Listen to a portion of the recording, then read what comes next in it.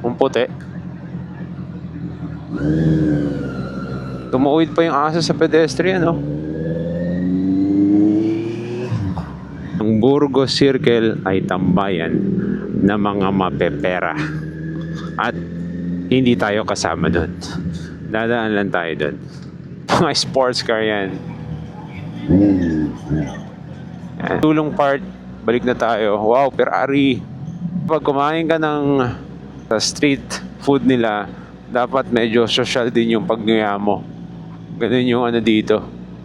Kalakaran dito. Hindi pwedeng yung basta ngunguya ka lang. Dapat medyo saucy yung pagnguya mo.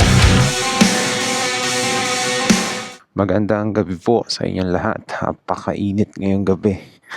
So, dahil meron tayong pink na gloves, punta muna tayo sa malamig na lugar. Saglit lang tayo. Ito yung motor na gagamitin natin.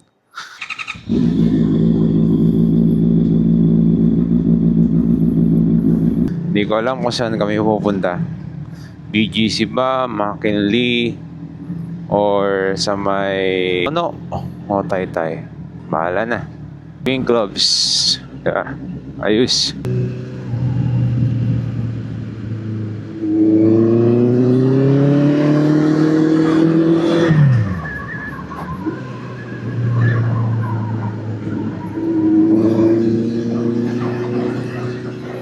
Doon na lang tayo sa may BGC. Ikot-ikot muna tayo ng BGC, then punta tayo ng McKinley. Gusto ko lang talagang magamit yung motor at the same time. Parang gusto kong lumabas lang talaga eh. Lumanghap ng ano. Parang gusto ko lang talagang lumabas, magmotor. Saglit lang, tapos babalik din. Green light.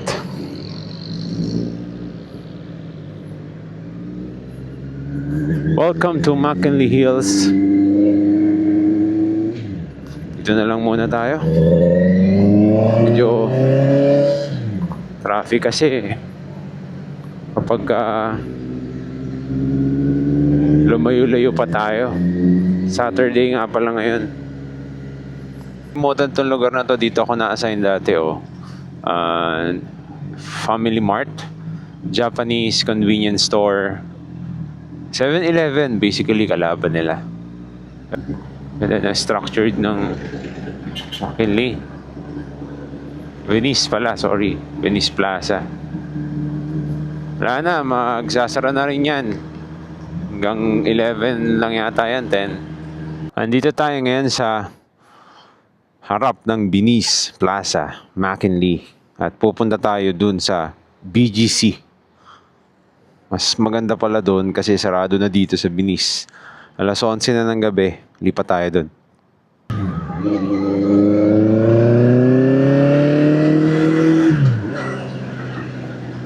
Andito tayo ngayon sa Rizal Drive.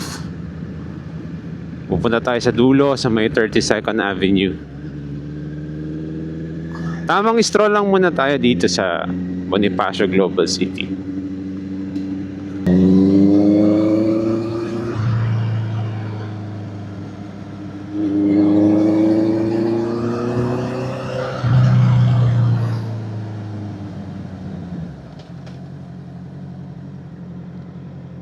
Nabutan tayo ng red light.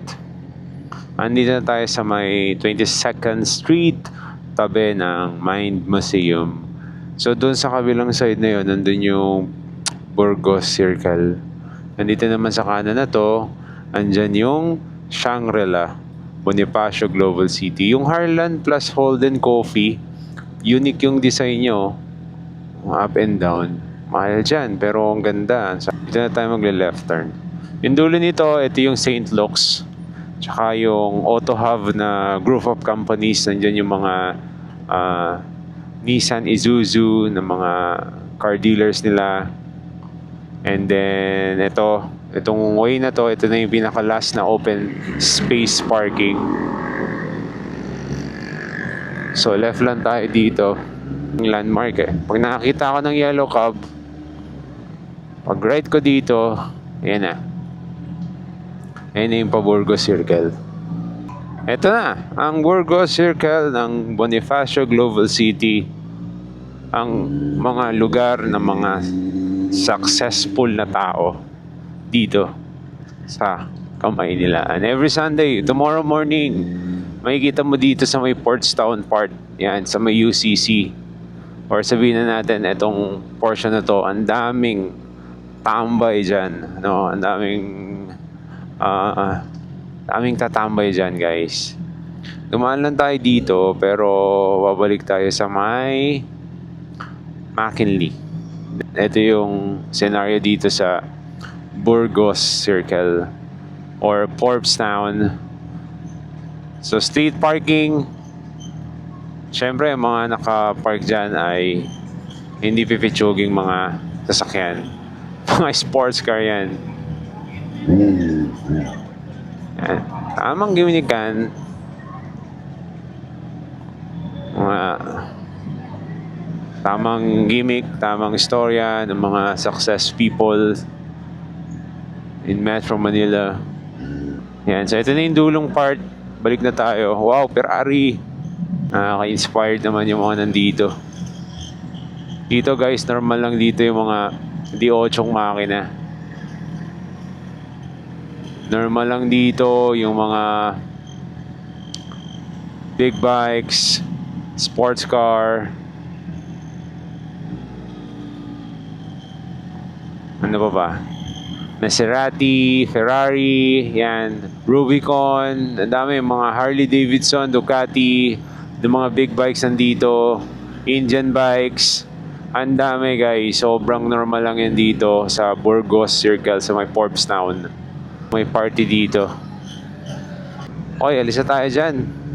Balik na tayo dito sa gitna ng Bonifacio Global City. Intersection ng 4th Avenue. Dito yung na may nag-viral na sports car na bumirit. Pagbirit niya, nabangga siya. Dahil yung isang sports car sa harap niya, buminto. Ito yun. Malas, no? Well, ang tawag doon, problema ng mga mayayaman. Sarado okay. Kasi may street event. Ito yung bagong bukas na ABC Mart Japan. Shoe store siya. Sikat na sikat sa Japan. Yung mga tinda doon, mga unique na sapatos na hindi mo pa makikita dito na ni-release. Sa kanila lang. Nasa 7th Street na tayo. Avenue, I mean. Buhay na buhay pa rin ang gabi ng Bonifacio Global City.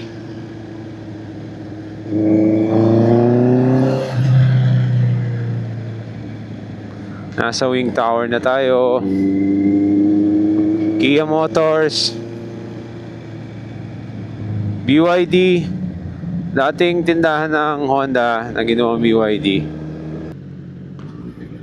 Yung nasa left and right side ko, yan yung Serendra.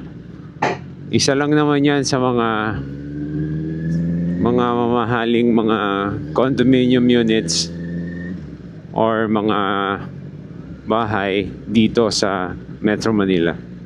Kung di ako nagkakamali, pasok siya sa top 5. Okay, kaliwa ko, Market, SM Ora.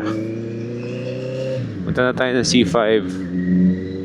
Okay na yun, nag-ikot-ikot lang tayo dun sa Bonifacio Global City.